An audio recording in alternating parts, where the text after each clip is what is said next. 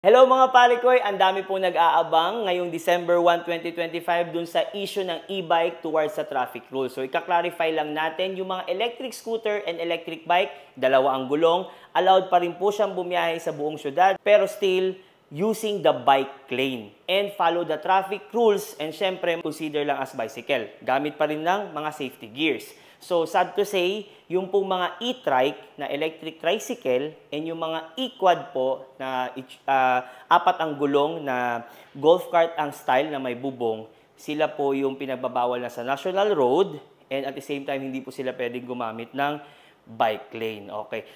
Nagkakaroon lang po ng confusions kasi si e-trike and si e-quad is tinatawag din pong e-bike. So, si e-bike po is iba po sa e-trike and e-quad. Si e-bike is considered as bicycle at pwede pong gumamit ng bike lane. Meron pong ibang nagtatanong, paano pwede ba kaming tumawid sa National Highway? Pwede po silang tumawid sa National Highway.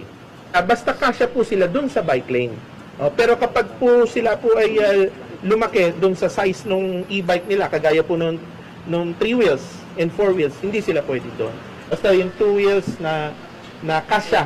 Basta ang basihan po ng mga kababayan natin kung kasya sila doon sa bike lane. So kaya po yung 3 wheels, hindi po pwede yun. Dito lang yan sa Bangkal, Davao City, delivery buong Pilipinas at sa ibang bansa.